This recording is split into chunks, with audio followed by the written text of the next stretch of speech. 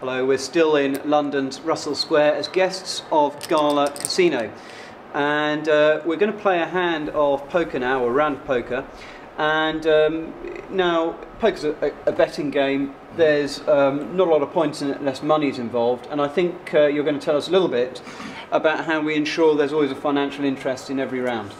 To the left of the dealer button, there's going to be 2 blinds. Hold your horses, Matt. Hold your horses. Pete's the dealer here. Why's Rory got a dealer button? Just to ensure that the blinds go around the table fairly, and everybody has to contribute. So what are blinds? Talk to me about blinds. They're bets that are posted blindly, simply. Okay. So you bet before you receive a card. You don't know what's going to be involved. It's to guarantee action. Okay. Otherwise, people are going to sit there and wait for a pair of aces, and it's the game's going to be no fun. So you talk about the dealer button moving around the table. Presumably the blinds therefore move around the table as well. There's a small blind and a big blind. Should we demonstrate that? Yeah. Right. That's my small posted. Okay. And the big blind therefore is 2 along from two to the left of the dealer. That's right. Yeah. That's that. And that is the only action before the cards have been dealt. Yes. Okay, fine. So then the dealer, in this case, is Peter, but he's just going to shuffle the cards and deal them out. Okay. So just to absolutely recap there. Although Peter's done the deal, Rory is the notional dealer, and therefore you were delivered the first cards. 1 each and then a second, so we've got 2 cards each, and we can probably I mean there's an element of etiquette to how you look at your cards, isn't there? I mean I think it would seem to be bad form for me just to lift these up and hold them to my chest. Is that right? You shouldn't take them off the table. Okay. That's so how would you look at your cards at a table in your inscrutable manner, Matt? I haven't got my shades with me today, okay. But I would just do that really. Okay. You want to keep them close to your chest. So as we were saying in an earlier video, these cards are private. You don't show them to anyone else. No, indeed. So Matt, we've got 2 cards each. We've checked out our cards. Yep. At the moment, you've placed a small bet. I've placed double that on the table. Yep. What's the next sequence, and how do we decide each round of betting? We've got player A here, and it's going to be his turn to act. Okay, when you talk about act, what can he do? Well, he can either match the big blind, fold, or he can raise. And we're playing no limit here, so it could be any amount. Okay. It's now on me. I'm going to keep the game friendly. I'm not going to raise yet. Okay. I hope you do the same. So here we go. So I mean, this is my big blind, and so far everyone has just matched the largest bet on the table. Yeah. And I think I'm right in saying, Matt, that in order to pass on to the next phase in any round of betting in poker, all the bets have got to be level. And if you're not prepared to match the highest bet on the table, then you've got to fold. Exactly. Okay. Exactly. So it's now on you. You've got the option to either check or bet.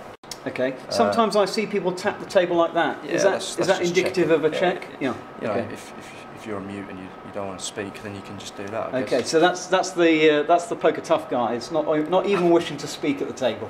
It's all about image. Okay.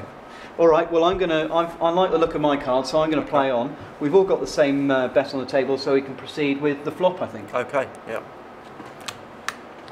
Peter's going to deal the flop here now. You notice that he burned a card there. That's to stop cheating, really. Okay. So when you talk about burning a card, it's discarding one card. Discarding one off the top. Okay. It's going to be me to act now. Okay. Right. You act from the left of the dealer. So. Okay. What have we got? Let's have a little look. So we're looking there. We've got. I'm going to check. You're going to check. Yeah. Well, I'm going to bet, and I'm going to. This was a friendly game. I'm going to put 5 in the middle. Right. The action's now to the person on the button. Okay. So just while player A puts his bet in. Well, I'm going to do a little crafty move here. I'm going to raise now, so I've tricked you there. Hopefully. Oh my word! Yeah. How am I going to cope? I thought you've either got to match me now, or okay. Or so you've raised the stakes, literally 2 of you in turn, and so in order for me to be involved, I've got to put in how many chips? Another 3. Okay. Fine. So we've seen the flop. We need player A now to either call or raise. Oh right, of course. Yeah, absolutely. That's You know, they act last. So we're all square. Yep. The money's in the middle. Mm-hmm. We're ready to see the next card. So what's going to happen here? We're going to burn and turn and Okay. see the turn. We're going to see that this is called the turn. Right. There we go. Now, Matt, just before we start betting, and I think because you're the left of the dealer, it's you to act. Yeah. But just before you do, it's worth saying in this particular example, we're looking at a real strong flush possibility here, aren't we? Massive. Yeah, I think without, it's fair to say that, Tom. Yeah, I'd be surprised if one of us are not sitting with a spade here. Okay, fine. Well, having just said that, yeah, it's you to act. I'm going to represent a spade, obviously. So Okay, now, free here. no, I've heard that phrase before. You're representing a spade. Yeah. Just very, very quickly, just explain to us what you mean. Representing it means that I might not have it, or I don't have it. I'm just going to pretend that I've got the spade and hope that you fold. So by delivering a confident bet, you're trying to give the clue that you've got a spade and a high spade at that. Probably. Exactly. Okay. Exactly. So it's now on you, Tom. So. Okay. Well, I'm going to act like the mug I probably am, and I'm going to follow you in and put 3 chips on the table. Yeah. I'll fold at this point. Right, so we've got to fold. Okay, it's got too hot for player A. Player A is out of contention, and so it's a straight up bet between you and me. Exactly, okay. We're going to see who wins on the river. Okay, so the river card comes up next, and the dealer burns a card, and there comes a jack. Now, as an experienced poker player, Matt, do you want to talk me through some of the things that just very quickly going through your mind here? Well, now the board's paired, a flush is second best to a full house, or quads 4 of a kind. So it's tricky, but I'm still going to bet. So you're still going to bet. You're still confident. I'm getting great odds on my money here. So okay. I'm all in now. There's a lot of chips on the table. Okay. Well, for the purpose of this game, I've got to go all in. I also am feeling strangely confident at this stage. So we've put in. Let's just explain before we get carried away with all the chips we're going to win here. One of us is going to win. Let's just say we've done the final round of betting. We've got 5 cards in the centre of the table. We've got our 2 cards here, and we're looking to obtain the best possible hand of 5 cards. Yes, exactly. Okay. Exactly. So look, the money's on the table.